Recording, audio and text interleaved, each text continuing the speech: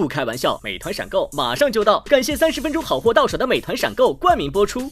番茄是个宝，茄皇错不了，感谢约一颗阳光番茄在里面的茄皇联合赞助播出。让生活更开心，感谢国民白酒老村长特约赞助播出。96倍乳黄金续航母源自护理，感谢守护宝宝闪耀成长的 A2 紫药 HMO 婴幼儿奶粉赞助播出。找回状态，脉动回来，感谢随时随地帮你 call back 好状态的脉动行业赞助播出。聊天吃乐事，分享更快乐，本节目由片片薄脆乐事不停的乐事赞助播出。真好笑，真有机，本节目由3方认证真有机的海天有机赞助播出。欢迎大家再次回到脱口秀和他的朋友们第2季第1赛段青青交手赛。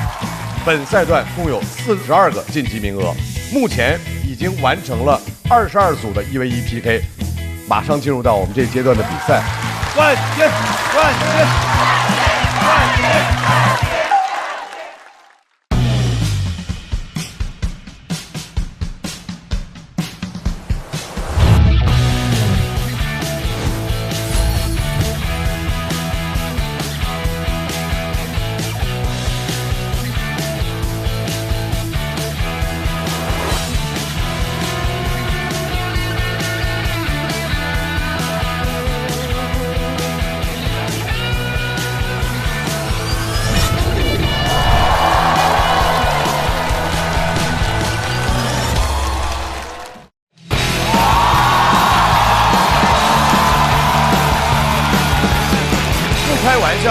美团闪购马上就到，感谢快了不止一点点的下一代购物方式美团闪购冠名播出。番茄是个宝，茄皇错不了，感谢约一颗阳光番茄在里面的茄皇联合赞助播出。让生活更开心，感谢国民白酒老村长特约赞助播出。非常感谢各位，欢迎大家再次回到脱口秀和他的朋友们第2季第1赛段，叫做青青交手赛。马上进入到我们这阶段的比赛。首先要出场的一组 PK 选手是毛豆和呼兰。为什么是他们两个？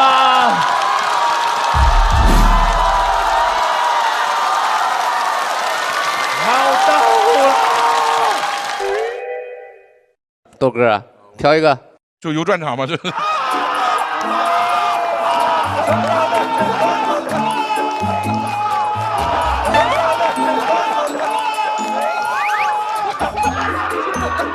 真的就是综艺之神的降临，这是剧本吗？我要不是在现场，我都会觉得这是剧本吧。最期待是这一组强 PK 啊！两位现在心情如何？很糟糕。哎呀，没事啊，挺好的啊。信息情报工作没有做好。有专场这个字啊，我以为就是新人可能会宣传自己专场。前3天我刚从哈尔滨上呼兰个专场，回来就把我给挑着了。我以为收官了，这个就不算有专场了。我就觉得这怎么能选得上的？这不都是明面上的，对吧？我寻思吧，你不管谁有专场，大家都那个怕一下，因为有专场，同时还意味着段子不是多嘛。我就寻思，我第1轮没时间准备稿子，有点弱，我就把那个唬个人，没唬住，没想到你碰到弱智了。他在那个观战间睡觉睡得特别开心，让我看得特别来气。这种必须要给他一些人生经验了，他真的睡得特别香，努力啊，就必须让他学一课啊！我不想在呼兰哥眼前整得像那样人家，就别整得像咬牙一定得赢那种。谁先出来呢？能吃能喝能开玩笑，有他就有重量级欢乐，掌声欢迎毛豆。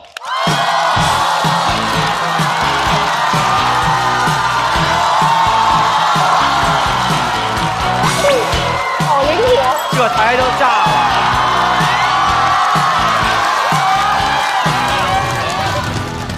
谢谢大家，我是毛豆。各位应该能看出来哈，减肥失败了，对。因为今年确实多了很多酒局，什么老喝酒。我很怕喝多，正常人喝多了起码叫个车就能回去，我要是喝大了的叫个货拉拉，真的，一点没开玩笑。今年过年2月4号，我在大连喝多了，下大雪叫不着车，我坐在路边，浑身都是雪，路人看见都吓一跳，说这啥时候开了个蜜雪冰城啊这是。没办法，他们用保险给我叫了个道路救援，和师傅商量说实在抬不动他了，能不能用钩子给他勾上去。围了好多人啊，第一次看见在大道上玩抓娃娃的，我迷迷糊糊的就感觉有个钩子给我拽起来了，我可是什么是钟馗来抓我了？他钩子就勾在衣领这块，他一开机器给我所有衣服全拽下来了。本来就围了好多人，我光着膀子躺在雪地里。说实话，那时候我脑子还是有点意识的，但是我不敢醒啊，我不敢睁开眼，希望是我的幻觉。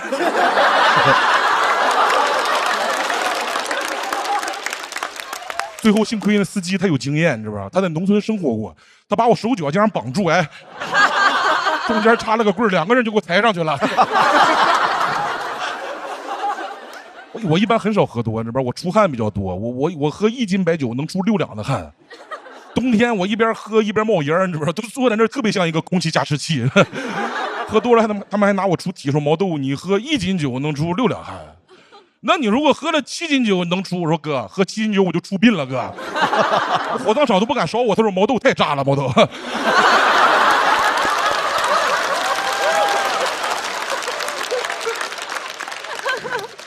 所以我特别讨厌那种酒量又差又陌生的那种酒局。喝酒都是希望喝到微醺的，就那种局，每次我喝到微醺的时候，他们都是胃大醺了。我大哥都开始整活了，那表演呼麦。我说哥，你是蒙古族啊？他说不是，你快给我拿个盆儿，快！我赶快给他拿了个垃圾桶，他抱着垃圾桶一头摔下去了，我头卡在桶里了，脸拔不出来了。我说这还是个卡盐局呢，这是个。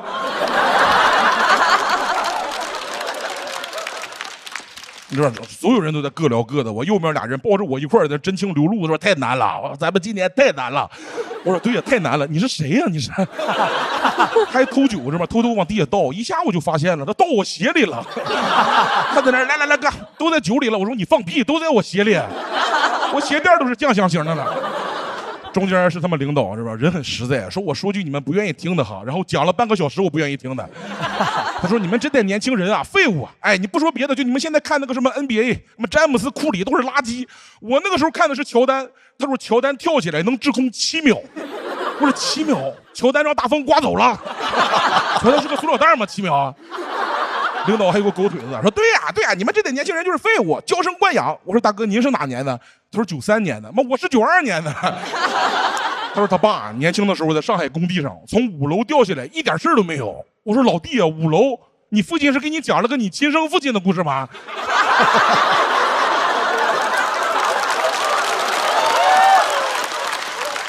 我不能这么讲，我说哎呦，你爸真厉害，你爸这个滞空都赶上乔丹了呀，你爸。而且上海这边喝酒这边特别喜欢转场，去酒吧喝鸡尾酒。我第一次去，给我推荐了一杯，我一看价钱嘛160，我说这是什么酒啊？他说叫新加坡司令。我说你要不先给我来个新加坡排长吧，别麻烦司令了。上来那个酒这么小一杯，这么大块冰，我一喝那冰都插我眼睛里去了。我说这什么新加坡陆军司令啊？这是酒呢？他说酒太浓了，要等那个冰化开再喝。我说这个冰也算在酒里了？你这个兵是个要当司令的兵啊，那是个好兵啊。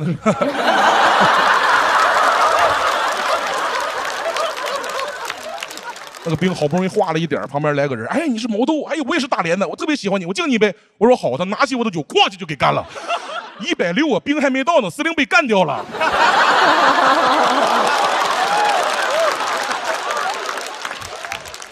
这起码还是果汁兑酒，这边还有拿番茄酱兑酒的，叫血腥玛丽。我还血腥玛丽，我还残忍沈腾呢，我这。我再点根开心麻花，我这。好怪的。酒吧自己自创的酒，那名起的名更加抽象，什么人生、青春、遗憾，这哪是酒名啊？这不是喝多了聊的吗？这不是？我说你们这有没有一款酒叫我爸从5楼掉下来，一点事都没有？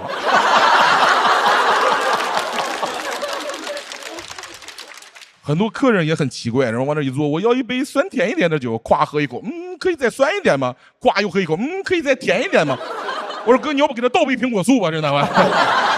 我旁边的大哥像还有的人他就不想喝酒是吧？我旁边的大哥像特务一样，看人在那到处看，一个女生长得漂亮，他就过去点了杯酒，Honey， 这杯马提尼是给你点的，因为它很符合你的气质。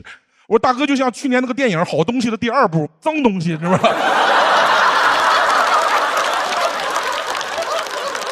我说大哥，我这个滴滴是给你点的，你走吧，真的。网上甚至还有那种说你可以根据我的气质给我调一杯酒吗？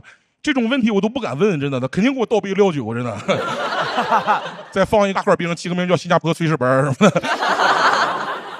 我还听他们说了个鸡尾酒的起源故事，说很早之前有个老板到酒吧喝酒，没有酒了，逼得调酒师没有办法，就把各个桌剩的酒倒在一起，发明了鸡尾酒。这种事很多，每年这个时候都有老板逼着导演把全国的演员汇在一块儿，发明个节目叫《脱口秀和他的朋友们》。还有一个不重要哈，不重要，还有。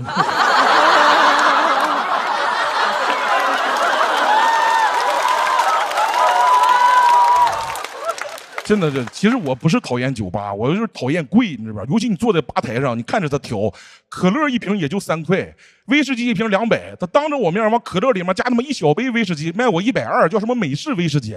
我说他完全可以更美式一点，妈子弹2块，手枪700，加在一块怼我头上，给我2万。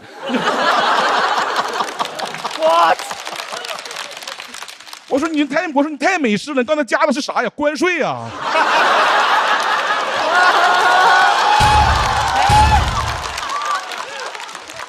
我说你这杯是特调的吧？特朗普亲自调的，是不是？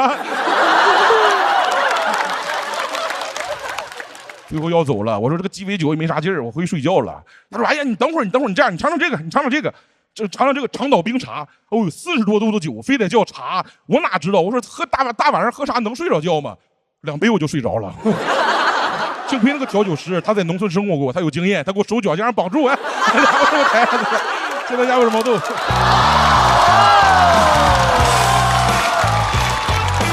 罗老师不给吗？就不给他吗？罗老师，毛豆，锁票倒计时，掌声送给毛豆。毛豆，今天毛豆的表现怎么样啊？这还要怎么样嘛？我觉得简直太棒了！毛豆这汗什么时？这6斤汗什么时候能出猜去？太好玩，而且毛豆确实哈，现在看着又圆了，是不是？然后因为去年不是说要说减肥了哈，那阵儿说减肥了，今天又圆回来，这2次元是吧？然后老2次元我。哎，有一个梗，我觉得实在太无聊了，但是我太喜欢那个什么愤怒沈腾啊，残忍沈腾，莫名其妙说他干嘛？然后但是我太喜欢那个了，所以当时我就拍了这个啊。对，就是因为残忍沈腾，然后大老师拍完这灯跟我说：“哇，这个太无聊了，太无聊。”对，哎，我能说一个吗？毛豆今天我应该是不行，但是我见过一个人类的奇观，我简直上回看完之后太开心了。毛豆会跳肚皮舞这事儿，有人知道吗？哎呦，真的吗？哇！我见过毛豆跳肚皮舞，太可爱了。这么喜欢看个东西。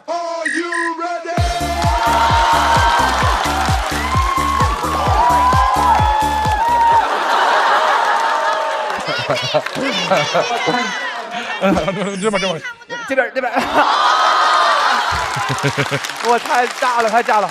毛豆确实是一个在这个舞台上能够上台的瞬间就迅速的把自己点燃的这样的一个脱口秀演员。就毛豆的梗太密了，而且他速度非常非常快，然后就是让你应接不暇啊。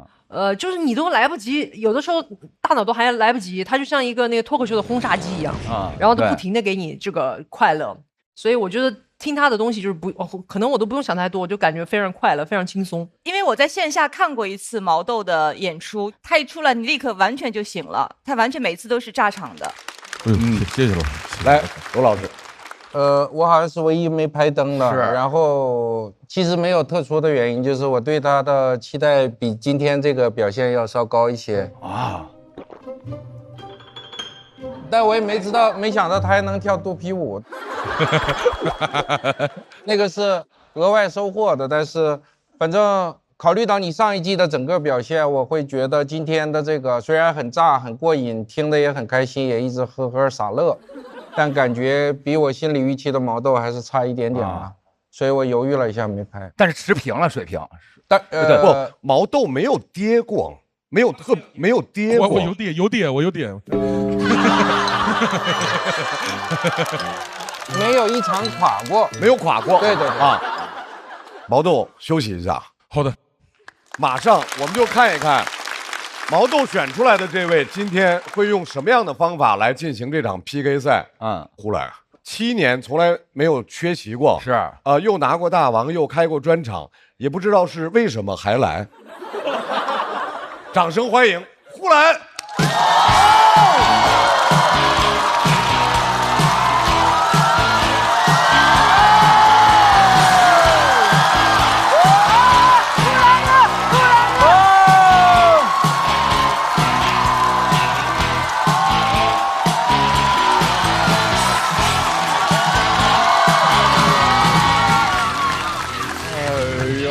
大家好，我是呼兰。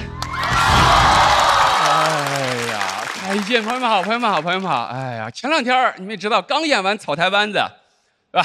又来到了另外一个草台班子。时间紧，我11号刚演完回上海，14号就开始比赛，啊，真没时间创作了。马迪还得写3天呢。啊！但今年真感觉自己是个老将了，我应该是全场这么多人唯一一个上过吐槽、上过脱口秀大会，到现在上脱友的演员，啊，这么多年。对啊，好多人问我说，新人这么多，你压力大不大？我说，哎呀，这些年别说选手了，节目我都熬走好几个了。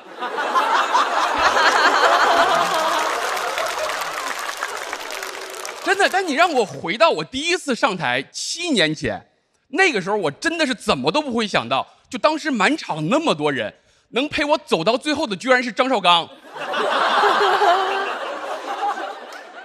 人生就是这样啊，你满脑子都是什么朱砂痣、白月刚，到最后一看就是张绍刚。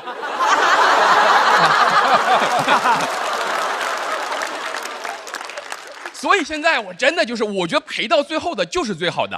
啊，现在每年就是我把头发梳成大人模样，啊，张老师穿上一身帅气西装。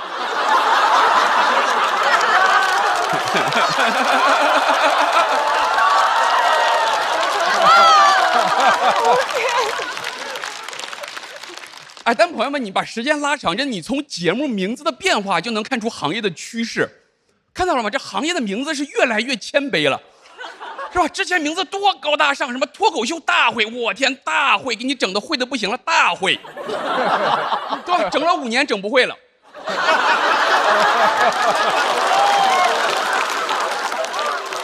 现在又叫脱口秀和他的朋友们，你一听这名字你就知道这是遇上事儿了。不遇上事儿谁能想起来朋友们吗？哎呀！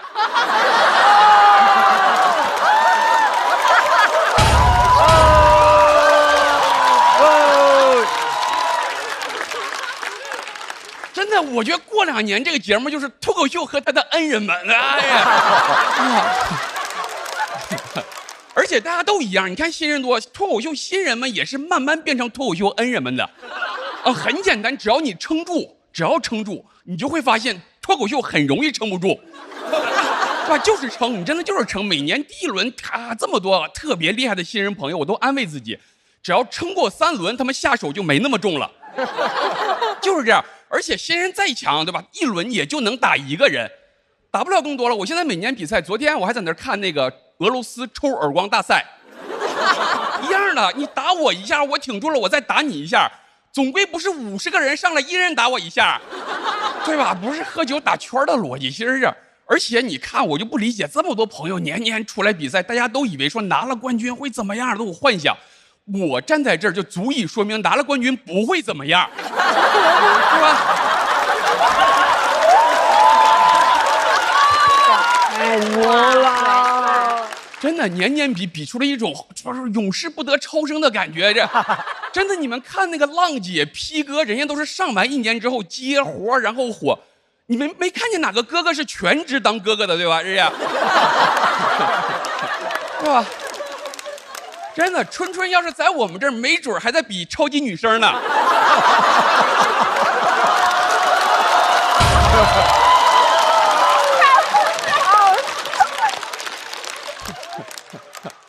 第20届超级女声呢，哎呀！真的，你把我放在3年前脱5在青岛，我在决赛第2轮战胜了邱瑞、毛豆、袅袅夺冠。那时候我觉得我自己到人生巅峰了，是吧？怎么也想不到，3年后的今天，我还在突围赛打毛豆，是吧？上哪儿去想去？啊，没有一点儿进步，无所谓。邱瑞、袅袅也还在，哎呀！啊，当时进决赛的智胜、广智也都在呢，哎呀，是吧？啊，一家人整整齐齐的。我说我这个大王没活，你们也没活呀，哎呀，没毛病吧？有人在这边，有人在那边，就没有人在外面接活的，哎呀，啊，其实大家都在外面都有活。我今年的心态是这样，去年不是给了我一个称号叫脱口秀承重墙。对吧？给我架那儿了，不敢休息。你说万一承重墙休息，楼没塌，对吧？啊，甚至节目比去年还更火了。你说整了半天，最后把我给测出来了，是吧？是呀。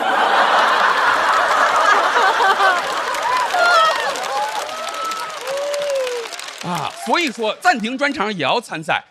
你们知道我那个专场弄得还挺好的。对吧？实话实说，那票都是硬通货，都是跟那个茅台和二手奢侈品在一个群里面卖的。啊，有人10万出爱马仕，也有人加50收呼啦门票，哎呀，啊，有人说你这算什么奢侈品，管得着吗？轻奢的，哎呀。啊，而且脱口秀观众特别有原则，真的，你看好多收票的，就是说加50再贵就不看了。还有私信问我买不着吗？说呼兰你认识黄牛吗？这不是最过分的，最过分的是给我私信说呼兰我抢多了你还要票吗？哎呀，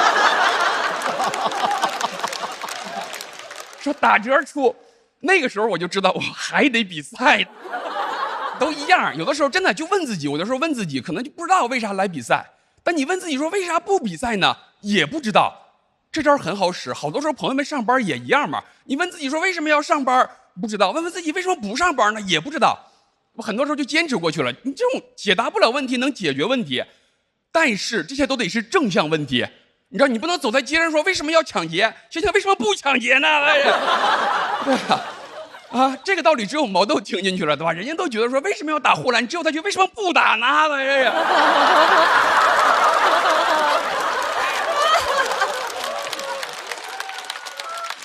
啊，真的，最后就想说，我们这些朋友真的就是每年不比赛，就这些朋友每年不比赛，在外面干活的时候，你们看到的都是耀武扬威、人五人六的。一比赛一放在一起，就感觉这些年这些人没进步，原地踏步。这不叫原地踏步，这叫相对静止，你知道吗？这是，哎，对，所以说我是全场除了大老师以外第2懂静止的人。好，谢谢大家，回来。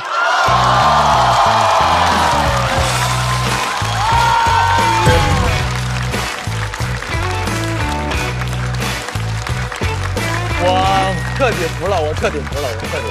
出来，锁票，倒计时。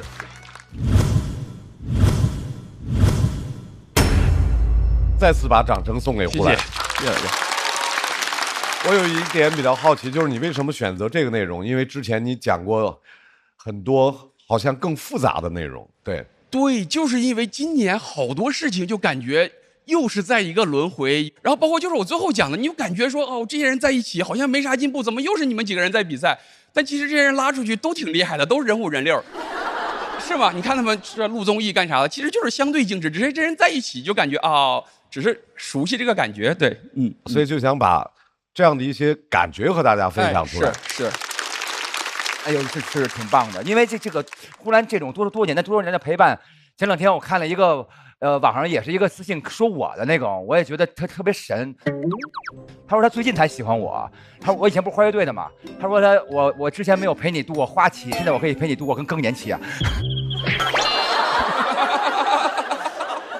我说呼兰虽然开这些玩笑，但是其实每年见到你们那个朋友的感觉是一年比一年深。是的，那是一份心理感觉，我可盼着这个月份要见到这些人了。是的，是的，因为咱们在台上老演出，有时候不太清楚。其实观众朋友们有很多时候平时压抑了一些生活上的一些压力，他就盼着见到你。然后那一刻，然后抒发一下，绽放一下。我们都互相盼到，互相就是都能见面。对，而且我刚才特别喜欢呼兰你的那个描述，说都是原地转圈，原地转圈。按照这个规则，春春现在在参加第20届的那个超女，对，太好了。我其实本来是我想说他的啊，我本来想说他其实一直是像在打一个职业联赛一样的，一直在一个里面去。结果没想到他先 Q 了我。我是初代玉米，虽然好多人已经说过了，我是真的初代玉米啊。我买过那个《皇后与梦想》，那应该是我买过的第1张正版专辑啊。其实刚才他说的时候，一个是全程听得很开心，另外他说一个我很感动的，就是我仔细想了一下，中国好像确实没有第2个综艺节目是搞了这么多年，得到这么多观众喜爱之后，最早的那些选手中，至少有1半左右还每年都参加，而且认认真真的比赛。这个确实在中国娱乐史上也是，好像是一个独一无二的存在。所以突然就意识到这个节目还有一些特别打动人心的地方，除了好玩这件事儿以外。好，来，毛豆请到台上。来，我们先看一下4位给出来的票数。毛豆、呼兰，他们最终得到的票数是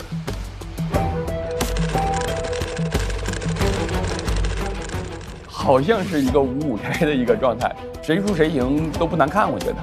感觉已经很尽力了，过一轮算一轮吧。应该是呼兰哥了，毛豆280，呼兰290。他们俩的内容都是非常非常好，谁不晋级都说不过去。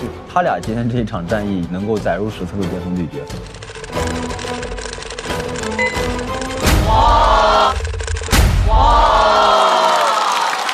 呼兰287，恭喜呼兰进入到晋级区。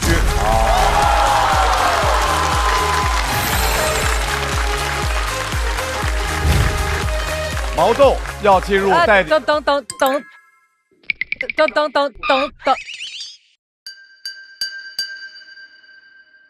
我展示。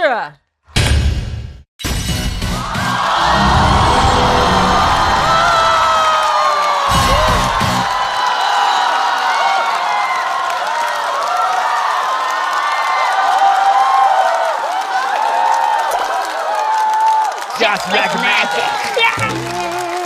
我觉得应该没什么好说的，因为其实他们2个都非常的棒。然后刚才其实票数也说明了所有问题，所以我其实没有什么好说的。好的，谢谢老师，谢谢老师。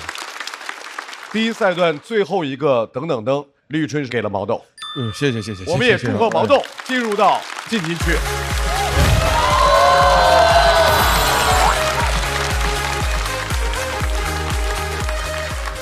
就每一年大家一集结，然后就觉得还是这些老面孔啊。3年前跟智胜、广智在比赛，有请总决赛选手入场。呀，又是这个休息室，踉踉跄跄，踉踉跄跄。3年之后好像还在跟他们比赛。3年前，鲁豫姐、大老师、罗老师在这里，还是以大局为重吧。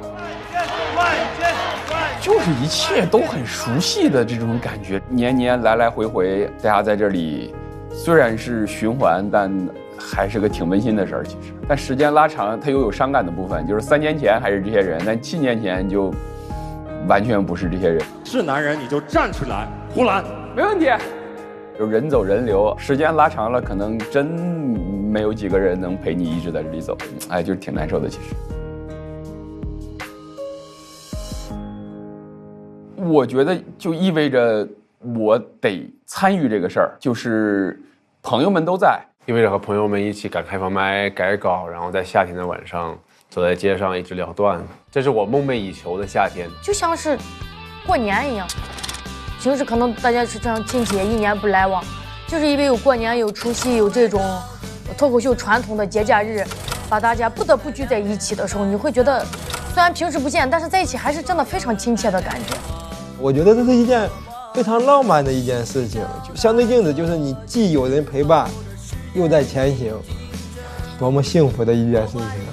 就每年在这个舞台上发生的故事，基本上是我这一年当中遇到的所有的人、所有的事儿，情绪浓度最高的，太真了。这个舞台。第一次参赛，我第一次上吐槽的时候就是张老师。脱口秀界的加菲猫，出来。7年前，真的是满坑满谷的人，最后就剩我跟张老师俩人。我是2019年第一次参加脱口秀比赛，当时还是叫残酷开放麦。来参赛正好我小孩也刚出生不久，有种双喜临门的感觉。其实我从当时的第1季脱口秀大会我就在。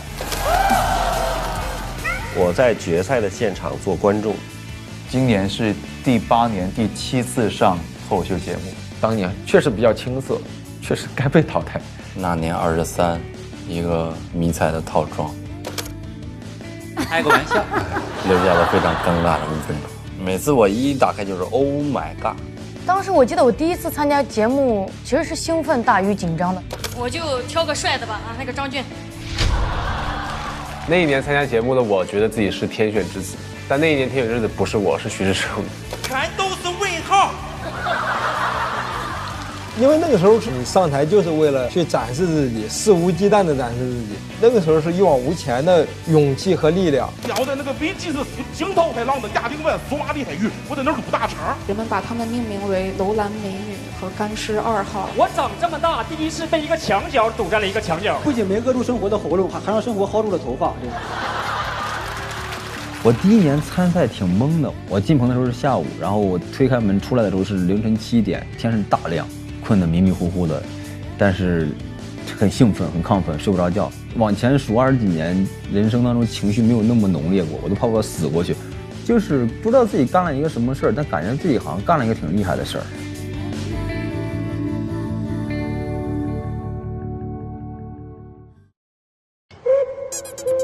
我们的等等灯没有了，没有等等灯了，没有了。Show time！ 所以我们要靠自己，靠自己，靠实力，靠自己啦！截止到目前为止，我们整个赛段的4次等等灯的机会已经全部都用完了。那么下面这对 PK 的选手是瑞瑞和侯志远。首先上场的这位，去年已经来过了，长得很沧桑的一位90后，今年是第2次来到脱口秀和他的朋友们的舞台，掌声欢迎瑞瑞。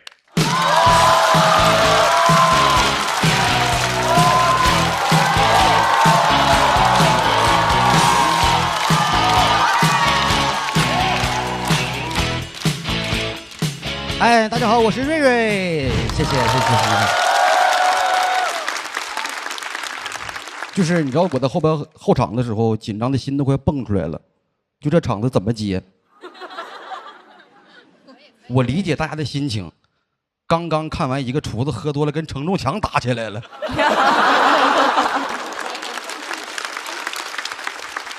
再看到一个普通的人类。但是会就正常跟大家聊一会儿吧。刚才说到我去年也上这个节目了，但是就是没有什么人认识。我想问一下，咱今天楼上楼下有多少人认识我的有吗？认识。全国认识我的聚一块了，今天这么多啊，这么多，感谢大家。但是现在确实在外边的时候有点尴尬呀。节目上完之后没有多少人认识啊，但是心魔已经种下了。我现在走在路上，谁多看我一眼，我那个心理状态跟逃犯一样啊！是不是把我认出来了？我前段时间在路上走，然后我恍惚啊，看见旁边那个是在看我，我就把练了很久这个微笑提前摆在了脸上，我就转过去看他，他又看我，我又看他，他真过来了，他问我，他说你是不是认识我呀？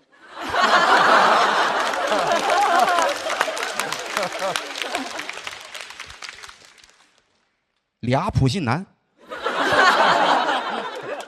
挺尴尬呀。去年淘汰的时候有点难受啊，有点难受。然后我给我妈打了一个电话，我妈在北京做保洁，她在我心里边特别厉害。我遇到什么事她能给到我最大的那种安慰。我打电话我说妈，我淘汰了。我妈说儿子，老天爷是公平的，你虽然职场失意，但是妈职场得意，妈当主管了，把那些竞争对手全给淘汰了。竞争那玩意儿公平，淘汰那就是能力不行。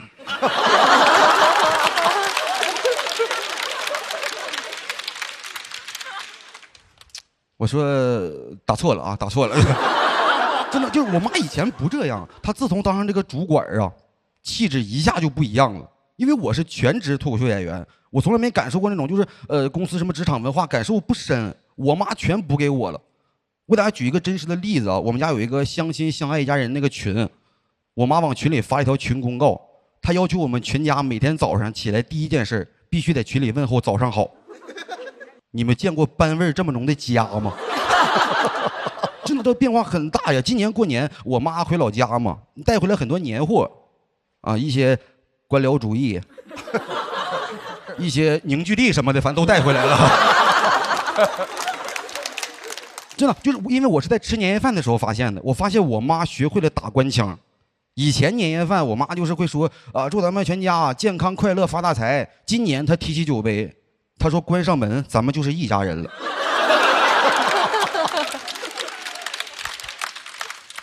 我现在跟他聊天，轻易不敢用开门见山这个词儿啊，门一开家没了呀。就是有一次我们干活啊，我在家正拖地呢，然后我姐在刷碗，我爸在打扫院子，我妈就背个小手，溜溜达达呀。她会用一个陈述句和一个疑问句对你的工作指指点点。走到我这不行啊，到我姐的那能行吗？我说都干活，我说你也干点啊。我说不行，你把那个洗完的毛巾你晾架子上。他说晾哪个架子上？我说晾你那个领导架子上。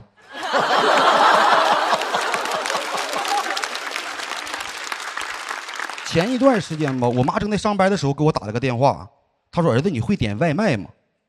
我说可以说擅长啊。她说那我给你个地址，你给我点一杯奶茶，下午2点送到。我说你不喝这玩意儿啊？她说我是给领导点的。妈还想往上爬一爬。哎，我是说过你走到哪儿我都支持你，没想到你年纪轻轻你试图走仕途啊你啊！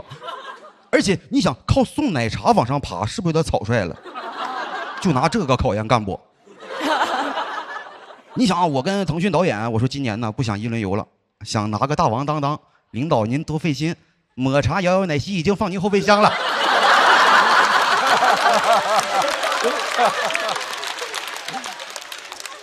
但是他想要，我就给他点，然后到下午的时候给我发消息说先别点了，他说领导出去了，得4、5点才能回来。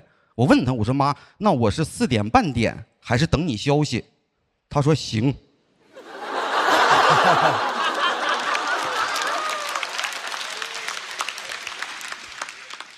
我感觉人生下来就会当领导啊，这不已经爬上去了吗？我的妈妈呀！前段时间我去北京演出，我特意去看了他，然后我带他去吃饭。因为大家听我一直在吐槽，我挺心疼我妈，因为保洁很累，她平时的工作是把3楼4楼的卫生全给打扫了。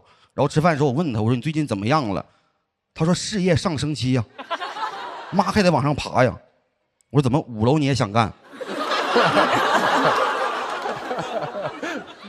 我说你现在作为一个脱口秀明星瑞瑞的妈妈，我说你可以不用那么累了呀。他说他不累，他说他很快乐。就是我妈很少用快乐这个词儿形容自己的心情，以前都是跟那个健康和发大财连一块说，然后他用这个词形容，当时我感觉他真的很快乐。我是那一句话点醒我的，我以前都是儿子这个视角，但是现在我感觉他就是在这个年纪找到了自己喜欢的方式。然后从那天开始，我真的一下我开始支持他了。我能想到啊，我妈以前她支持我干脱口秀的时候，她都不知道脱口秀是啥，所以我觉得我应该支持她。我开始听她聊很多工作中的事情，以前我很少听，那天听她聊了很多，也会有抱怨嘛。我妈现在手底下管着3个60后的职场老人，一个不听话的，一个听不懂人话的，还有一个听不着人说话的。他虽然抱怨，但是我能看见眉飞色舞。当时我就知道，当主管比当妈妈快乐多了。然后当时吃饭的时候还有个小细节挺触动我吧，让我想起一件事儿，因为点了好多好吃的。我妈伸手第一筷子夹那个鱼头，因为小时候农村真的条件不好，我妈像书本里写的那样，她吃鱼就只吃鱼头。当时我感觉什么都没变，她还是那个爱我的妈妈。我说妈，现在咱们条件好了，你不用吃鱼头了。她说这个鱼头得冲着我吧。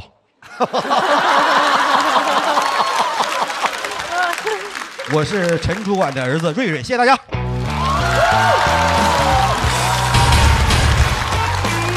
来，瑞瑞锁票倒计时，掌声送给瑞瑞。谢谢大家，谢谢大家，谢谢。瑞瑞，你知道去年我跟张老师，我特别遗憾你，就是觉得因为你去年讲从那司机那个每一个那个梗都特别的有意思，倍儿精琢磨，然后今天特别盼着你能一直往下走下去。谢谢大家，太喜欢你了，真的非常喜欢你。怎么想到这个段子，在这个舞台讲这个内容？因为这个也是，反正算是最近新写的吧。是说实话，就是个人小情绪有点大。我妈以前她不那样啊，她现在当上主管之后，现在你可以看我手机里的记录，她真的要求我们每天早上问早上好，我一下就懵了。我觉得我们家不应该这样。这个我能理解，因为我跟我妈录过节目，妈妈一跟我录完节目之后，就每天哇那个医美的，哇，这辈子没睡过觉那种。然后去年我爸住院。我妈一进屋，同屋的那个病友说：“哎，你闺女来了。”给我爸气。然后，但是我知道妈妈一有这种事情，她就有时候会有一些心理变化。但是我觉得是一种开心花的感觉，是不是？她心里很开心哈。对，她很开心，她很开心。你就随喜呗，随着她高兴啊。对对对。今天这个从作品角度来讲，其实写的是很精巧的。是。对，然后也琢磨过，所以不是一个粗糙的作品。我听得非常开心，全程都很开心。然后。只是我拍灯的时候习惯性的看了一下，我觉得3灯的话是比较公允的，所以我就没拍。打局了啊！我虽然以吐槽为主，但是我不希望大家听完之后觉得这老太太这样啊，不希望这样。我只是描述一些现象。还有一个就是我一直说，我说我真的会怕影响她现在这个工作，所以做了很多的那种调整。我觉得大家听完之后会觉得你的妈妈非常可爱。对，哎呀，谢谢。我觉得是又好笑又可爱，很可爱，一个非常活灵活现的这样的一个主管的妈妈的形象，对，精气神儿啊。我觉得他这段瑞瑞这段讲的非常的好，因为尤其是他妈妈做这个工作，这些女性其实平常是很少被看到的。我没有觉得他在吐槽他妈，就是以另外一种方式在既称赞了妈妈，又表达了那种母爱。然后我会觉得你妈妈会不会想试试讲脱口秀，就完全可以讲述一个职场女性的晋升之路。走职场这个路线，我觉得因为他妈妈讲话那方式，我会觉得应该是很有趣儿的。他妈至少绝对能够讲5分钟。谢谢老师，谢谢老师。再次感谢瑞瑞的表演，稍微休息。好，谢谢。马上要和瑞瑞进行 PK 的这位朋友很年轻，也是新人啊，班儿味非常重。不光是牛马，而且是流动的牛马啊！让我们掌声欢迎侯志远。侯志远。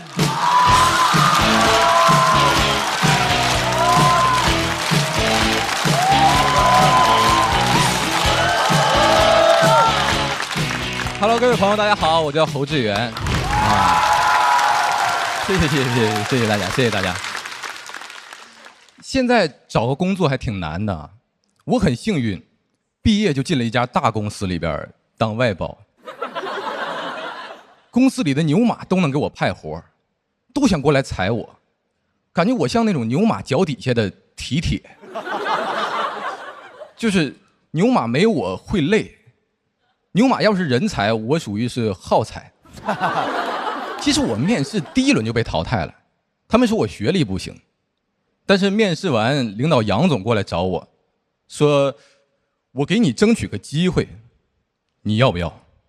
我说我要，我不敢犹豫，因为我知道伯乐不常有，但跟我同年毕业的千里马有1000多万匹。杨总劝我当外包，我说那外包会不会影响我待遇啥的？他说：“哎，你就包我身上吧。”还是个霸道伯乐啊！我喜欢，但机会总是伴随着挑战。入职那天杨总才告诉我，这个外包名额要3个月后才能批下来，办不了入职。所以我工作的前3个月，严格上来说，其实是杨总以他个人的身份包了我。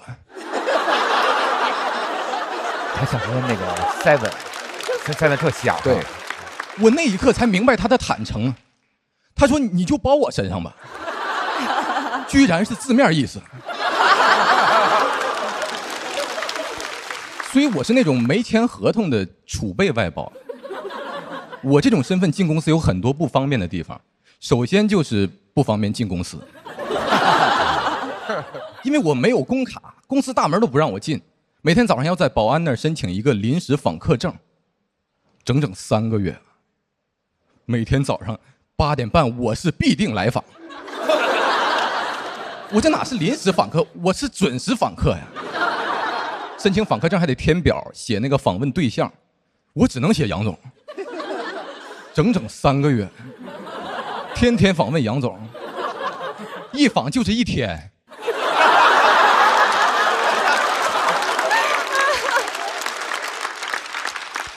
那个保安队里边开始传说我跟杨总关系不一般。确实，我俩存在事实的上下级关系，但是没合同。杨总属于我认的干领导。我每天来找他偷班上。我那个外包的岗位是设计师。朋友们，你们知道一个设计师最重要的武器就是电脑，但是杨总不给我配电脑，还舔个脸过来问我说：“哎，小猴，你怎么没带电脑来？”我说：“什么意思？现在驴拉磨是得自己带磨了吗？”我就敷衍了一句，我说：“啊，我没有电脑。”杨总非常干脆说：“行，我借你钱买。”我懵了啊，你挺大方啊！哎，一个人居然可以同时做到挥金如土，但是一毛不拔。挥金如土是这么玩的吗？哪个老板会在酒吧里边宣布说，今晚全场的酒我借你们钱买？真能装啊！还不想花钱，装了一个性价比。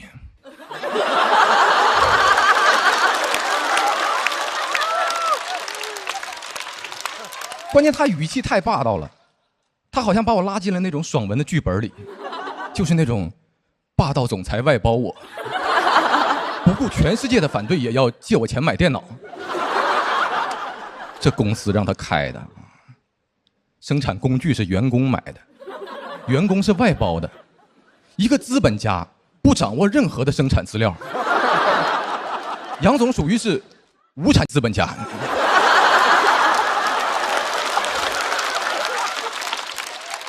怪不得爱招外包呢。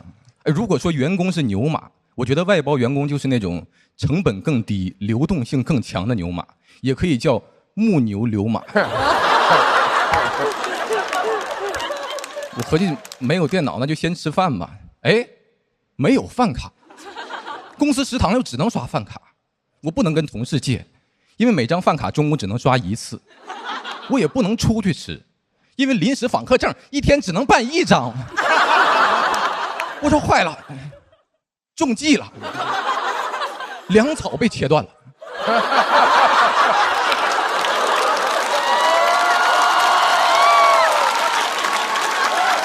很厉害，越是危险了，怎么办呀？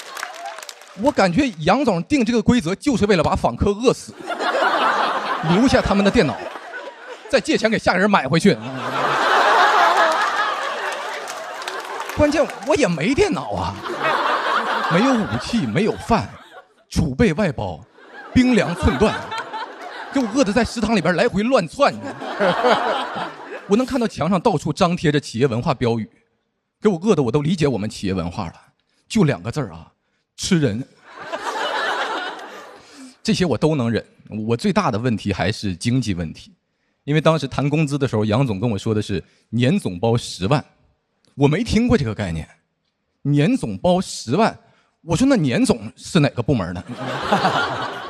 他怎么那么大方呢？哎，我觉得跟应届生谈年总包就是耍流氓，因为这个是包含了各种奖金、补贴什么的，你有可能拿到的最多的一个钱。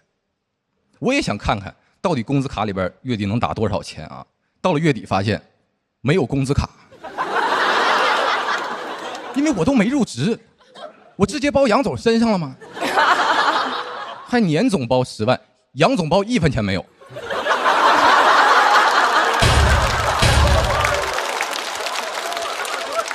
哎，我反应过来没有工资卡那时候，我是真崩溃了，朋友。我直接从杨总办公室里边去质问他了。我说你要是这么整我，你那电脑钱我可还不上啊！杨总让我自己向公司申请一笔外聘专家咨询费来抵我的工资。我这个专家的价格是1天100，聊胜于无。关键我是刚毕业就从外包员工提拔成了外聘专家。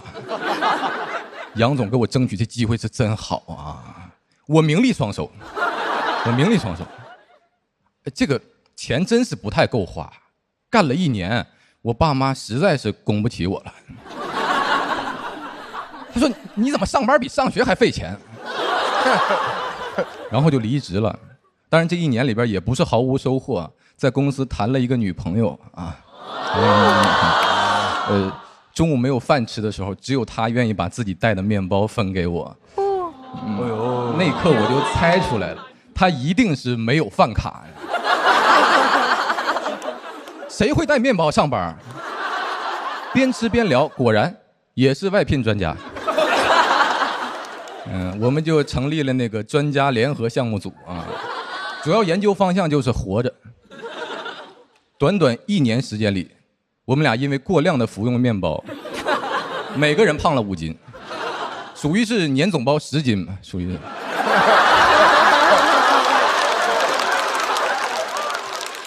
电脑钱后来也还上了啊，这就是我们的研究成果，朋友们，就是办法总比困难多啊。面包会有的，我们会自己带；电脑会有的，我可以借钱买，一切都会有的。但是我这种外聘专家最好不要再有了。就讲到这儿，谢谢大家。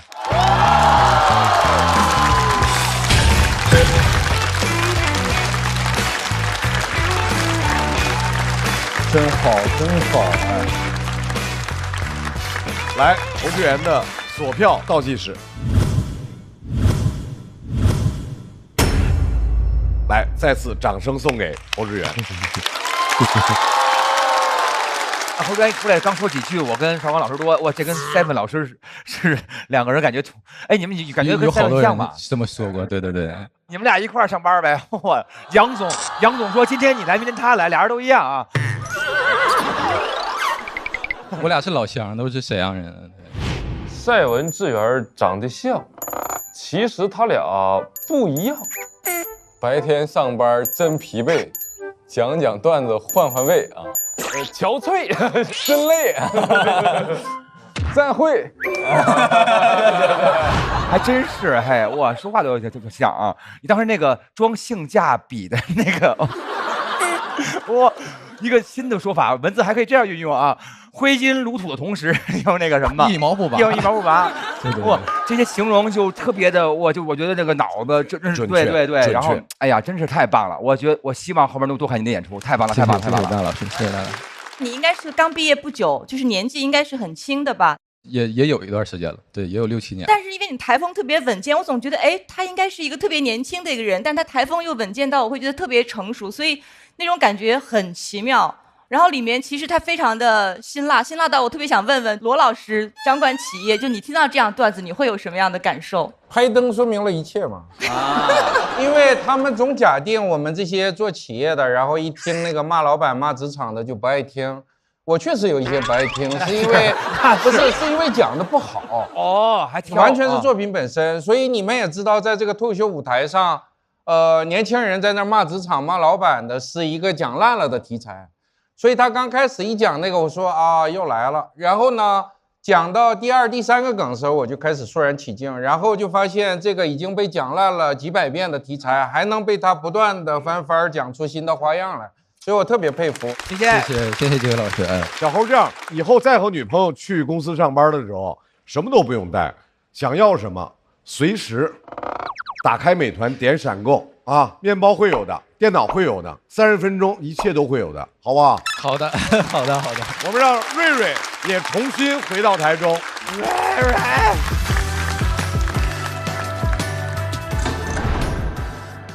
我们来看一下瑞瑞和侯志远2个人的票数是。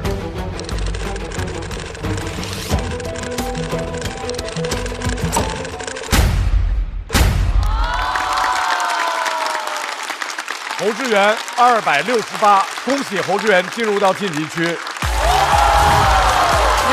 219，还需要在待定区继续等待。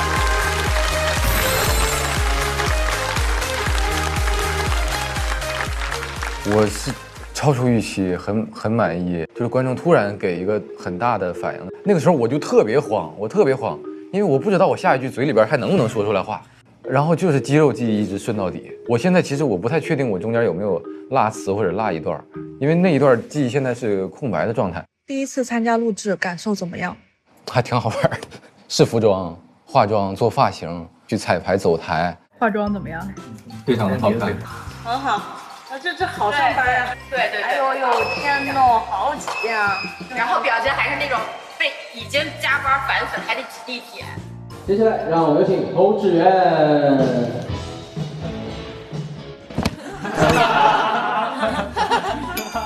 很有意思。刚才摔了一跤，我不知道那坑有多深，我以为我要下坠了，但是我脚一够还够到底儿，然后现场就炸了，效果很好比我讲段子效果还要好一些。他们说这个可以保留，我说有点疼，其实。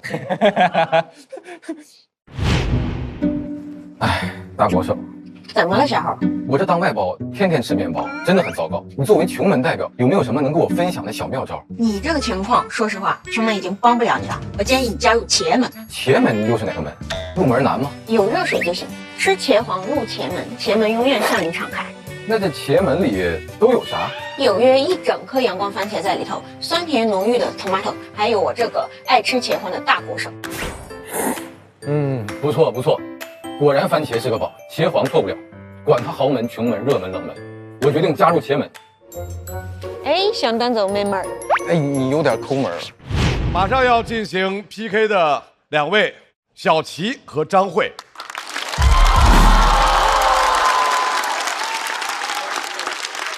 小齐呢是一位来自东北的新人演员，在学历这块儿，他有话想要和大家说，掌声欢迎小齐。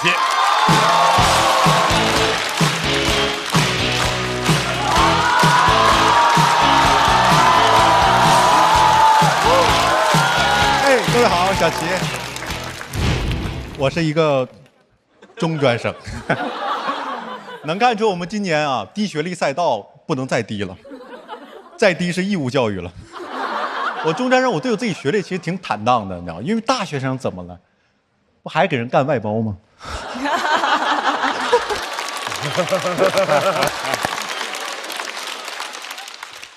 但我挺生气，有人学历挺高，但非要装自己是专科，就清华大学的，说自己是5道口职业技术学院，就导致我说出我母校炮台镇职业技术学院的时候，他们说那其实呢？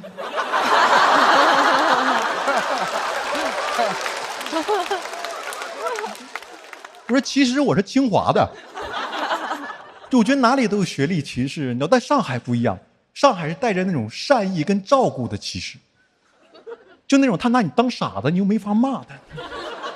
我去参加一个聚会，然后那组织者我一到那，他说今天小齐来了，咱就别玩剧本杀了，咱们吃烧烤吧。我说你就算照顾我的智力，没必要当所有人的面说吧，你让我跟别人暗示一下，使个眼色行吗？就那种说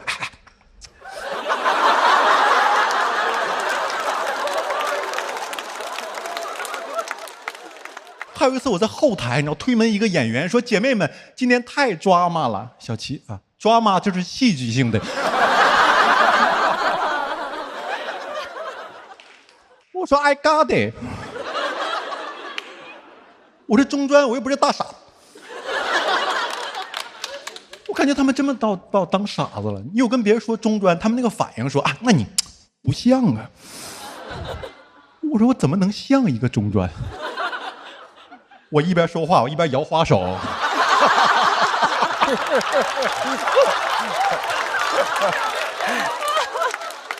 你好，我是小齐，你别太着急。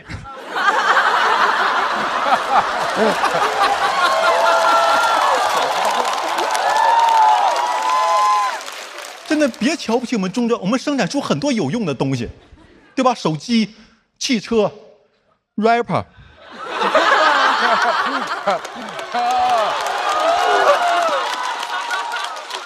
哎，开玩笑 ，rapper 没用。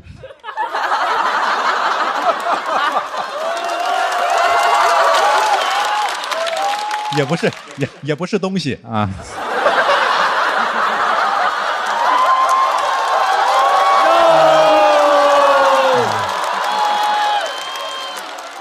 是的，我疯了。中专生就是爱 diss。真的，我们中专生特别好，我们很包容，懂吗？因为我们给钱就能上，老师不把我们当学生，你知道，把我们当甲方。天天卑微问我们的需求，老师说的最多一句话就是：“你们到底想干什么呀？”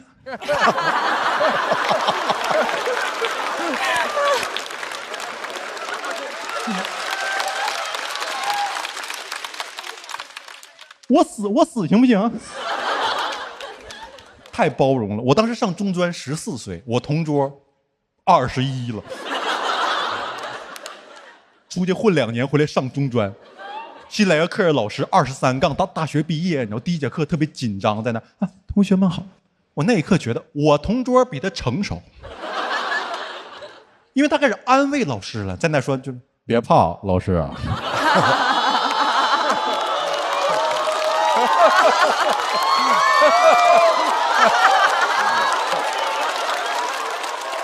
哥几个不是什么坏孩子。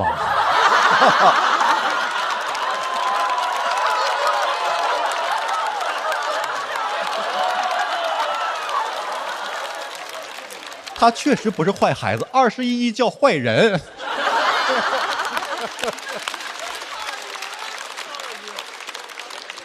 但他也干好事儿，你知道，2句话，老师吓得回去考上研了。我们能快速的从实践中学习到知识，懂吗？比如当时我在学焊接，我第1节课就给我发焊枪跟钢管，我都开始动手了。老师才说出第一个知识点，说学焊接最重要的是先戴好面具。我就开始摸面具。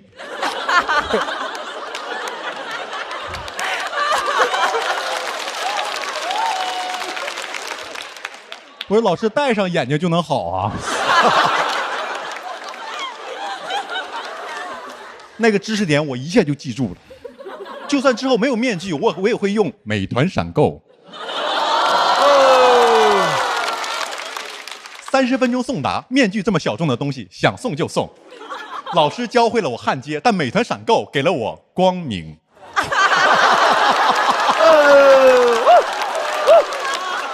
啊，当然还有钱。真的，坦白说，我们中专特别好，你知道吗？我知道今天可能有什么博士、有硕士，但有机会真的一定要上一次中专。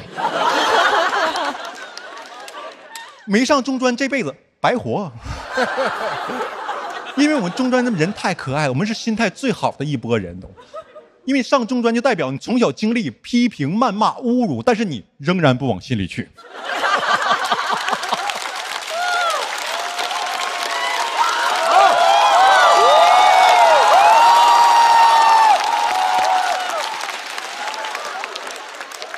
真的稍微心态不好一点，上大专了。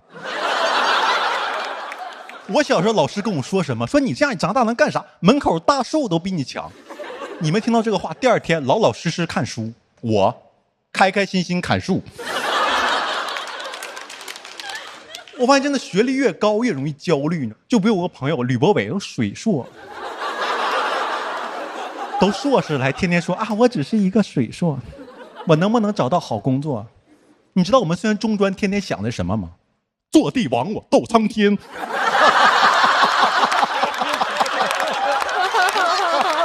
这这是一个神经病。夺得了皇位已成仙。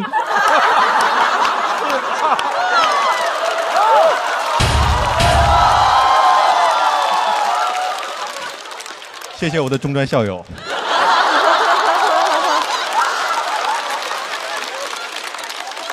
朋友们，你们找工作，我们要当皇帝了。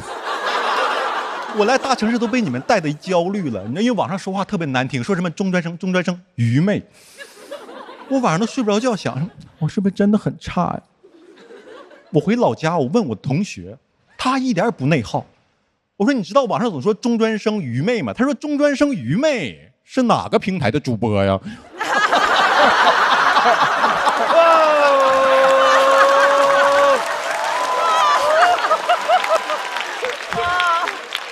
不内耗了，朋友们。中专生就是愚昧。但我最开始跟你们一样自卑过，因为我发现我的学历敲门砖不是很硬，你知道，很多大公司很基础的工作都不愿意要我们。但直到我遇到一个 HR， 他跟我说不要你们，不是因为你们愚蠢，是因为你们身上没有学生气。加班规定你们容易当刺儿头。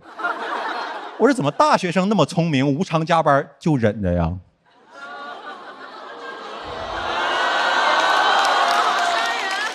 他说对呀。我立刻自信了，我知道啥叫学生气了。你们没学过生气吧？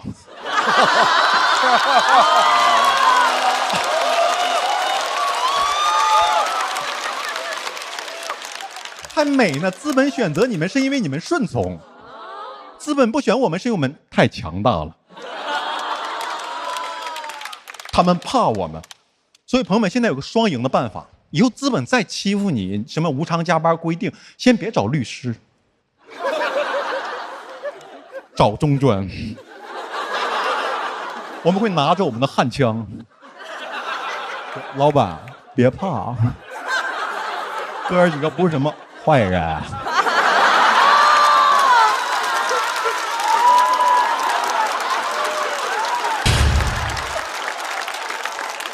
然后把他门给焊上，老板用你的学历当敲门砖。哇，太超了！所以没必要焦虑，朋友们，你们天天往上看，你忘了全国有40%的人都是中专生，但又忽略掉了，可能因为我们生活中不叫中专，我们生活中叫做师傅。谢谢各位小齐师傅，谢谢。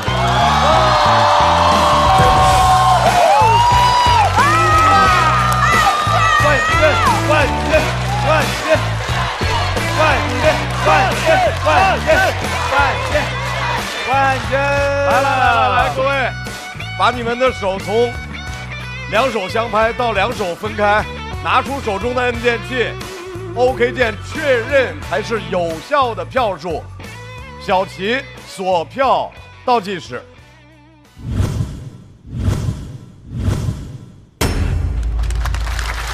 厉害！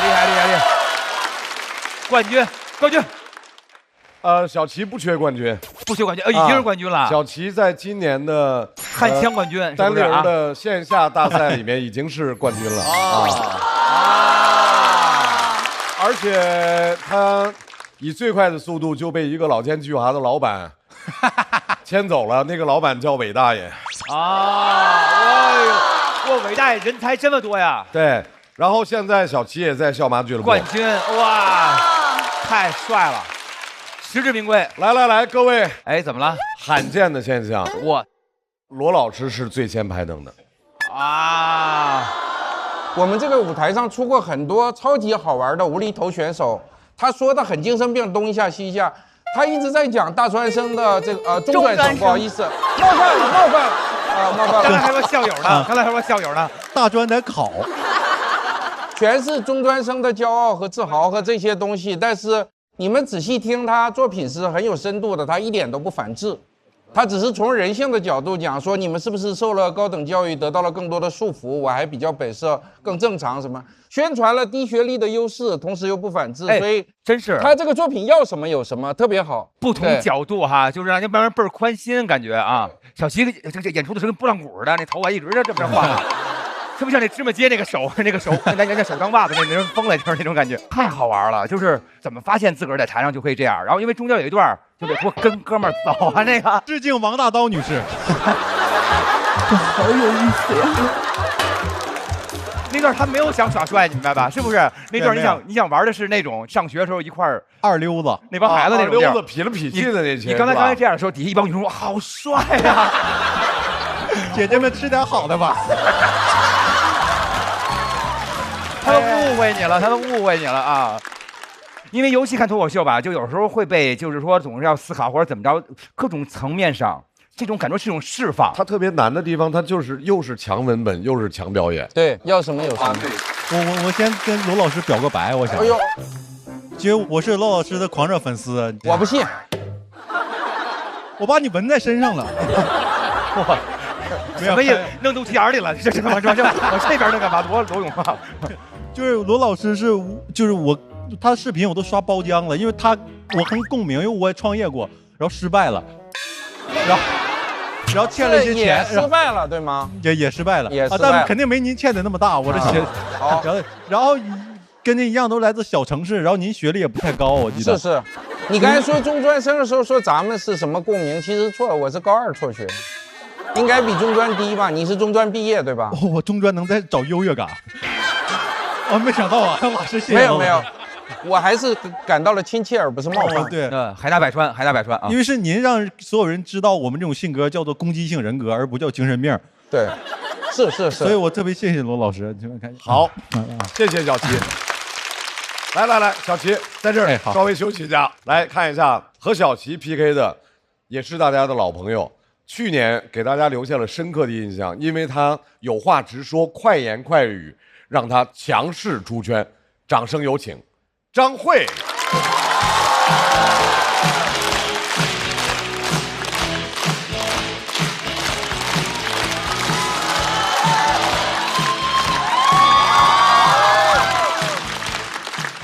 Hello， 大家好，我叫张慧。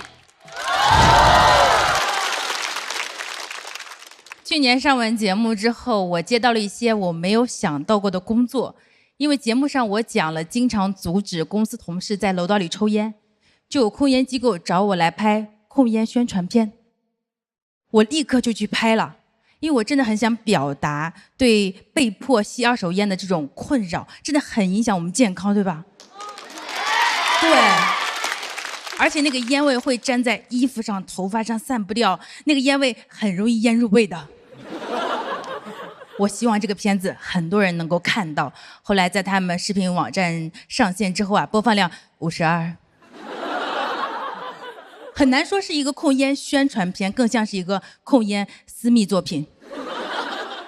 后来我想了想，确实不知道有谁会看这个控烟宣传片。不抽烟的人不需要看，抽烟的人也不看呐。别说控烟宣传片了，有些抽烟的人都不看禁烟标识啊！我都怀疑禁烟标识上那根燃烧的烟头对一些人来说是不是抽烟的提醒啊？该来一根了。有一次我在楼道里看到一个陌生人就站在禁烟标识下面抽烟，我阻止之后，他还反问我：“你哪里的？”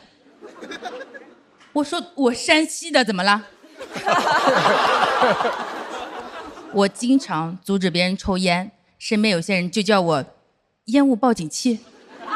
我一去，他们就说别抽了，张慧要叫了。结果还是有一次跟几个同行在餐厅包间吃饭的时候，有个人把烟点着了，我特别惊讶，我说你怎么回事？我还在呢。他说我就是测一下你灵不灵，挺灵的。然后他就叫了几个人准备一起出去抽，这个包间呢马上看着就要空一半，有个人就说你们就在这儿抽呗，让张慧出去就好了。我特别生气，气得我差点想把这个房顶都给掀了，但我肯定不能掀嘛，不然他们就是在室外抽烟了呀。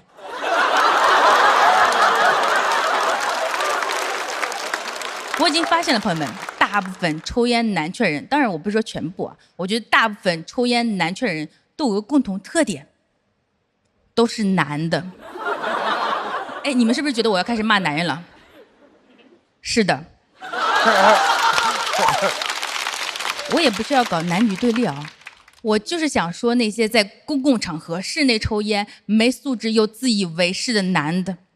说他们买烟的税养活了国家的航母，不能陷入他们的逻辑的朋友们，他们怎么不说抽烟生的病花了国家多少医保呢？还好他们寿命短，也省了不少。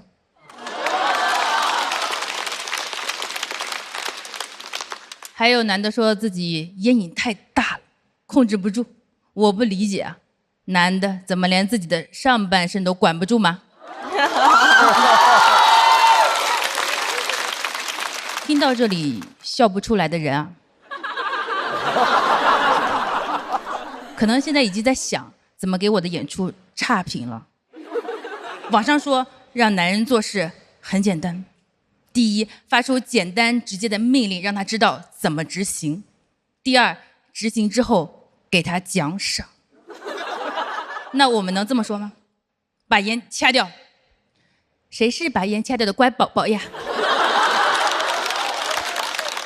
国外有个叫不丹的国家，就非常直接，他们训练出了可以闻出烟味的警犬，只要室内有烟味，警察警犬直接破门而入，他要不松嘴，狗也不松嘴，没有什么劝阻不劝阻的，因为狗是不管它能不能看懂禁烟标识，狗是看不懂禁烟标识的。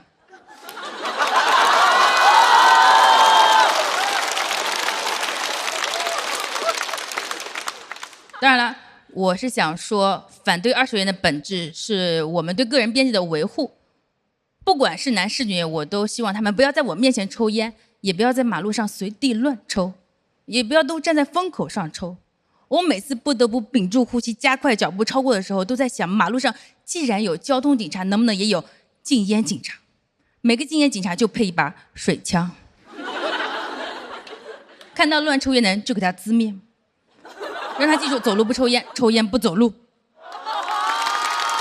上海已经在管控这种油烟了，但是呢，全国很多城市呢，控烟规定还不太一样。之前徐娇在长沙餐厅阻止一个男的抽烟，那个男的特别理直气壮，他说这里是长沙，说没有禁烟标识，管不了他。哎，猛一听还挺有道理的啊，他想看禁烟标识是吧？那我们以后出门自己带。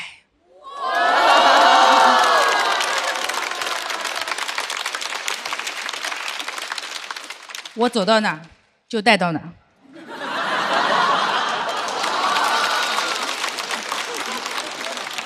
还有人觉得控烟只是一线城市的事情，我不同意。我觉得不管几线城市人都可以站在禁烟的一线。所以今年我在节目上，我想讲这段内容，因为我们的节目全国播放量远超52%。而且我研究过了，我们节目会投放在电梯里、网约车里，这些都是禁烟的老大难场所。既然我们难以劝阻，那这些地方的屏幕就可以反复播放一句话：谁是把烟掐掉的乖宝宝呀？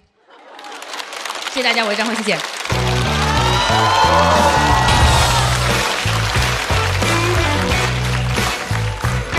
张慧的锁票倒计时，再次掌声送给张慧。因为张慧从去年，她给了我一个我人生中从来没有这么想的一个角度。因为去年她说事儿多的人其实是我有时候会嫌弃人事儿多的人，但是恰恰是因为事儿多的人帮助了我们把那些烦恼的事儿、麻烦的事儿给解决了。对。然后，所以那些我们才能嫌别人事儿多，对吧？就是才能让我们事儿少。所以他这个角度，我觉得每回都会让我有一些新的体验。所以这回我这个灯我一定要给你拍，就是这样。谢谢，谢谢。我没拍灯的原因是觉得这个作品可以再好玩一些。你在里边传递价值观或你的想法，这些本身没有任何不好，非常好。就是好玩的程度感觉稍微有点不够，所以我虽然很喜欢你的个性和这个主题，但是没拍，希望你理解。好，谢谢。来，请小齐回到台上。在2位的表演全部结束之后，看一下小齐和张慧他们的最终票数是。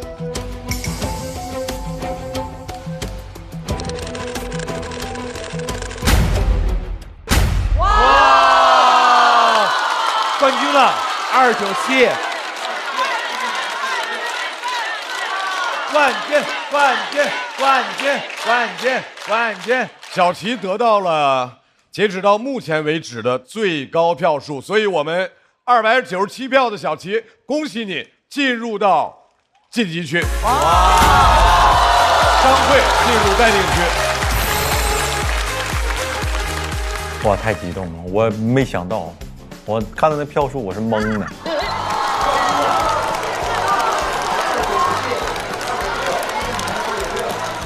然后我是发自内心的服气，哇，你太厉害了！我们就一直在那感慨，就我广智 K 的，我们就觉得哇，太好了，太好了！我就是被小齐彻底打服了，服服帖帖，无可挑剔啊，就要啥有啥。你看他在那边摇花手和突然那一下，你好，我是小齐，你别太着急。你被带进去那个感觉之后，我的感觉是，我天，真的好好笑。那为什么那么好笑？幸福，看这种表演就是幸福，太好笑了，而且所有人都说冠军，哇，他演的太好了。作为低学历赛道的开创者，他竟然拿到了297票，差2票就是我的高考分数了。我不想干了，我说实话，看完了他之后，我又陷入了深深的自我怀疑。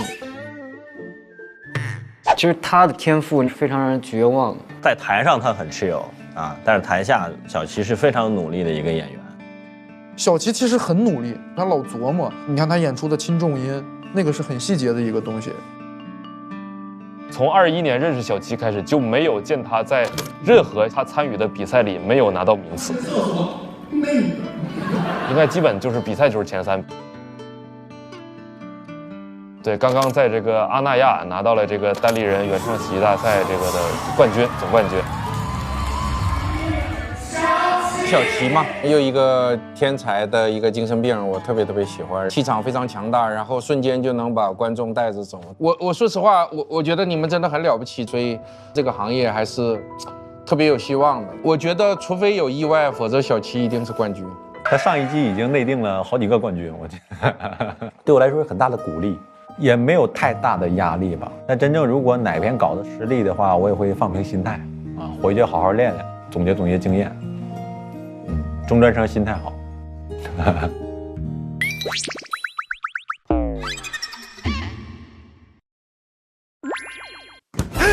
小齐，帮我看看稿吧。少了点铺垫。铺垫。嘿，来了。铺垫有了，还少了点节奏。节奏也有了，还少了点。少了点味道，少了点力量，少了点亮点，少了点氛围，少了点花活。这个爱人就不用了，那还少了点赞助。少了什么都可以美团闪购。30分钟就够。马上又有新人上场，是战英和赵越。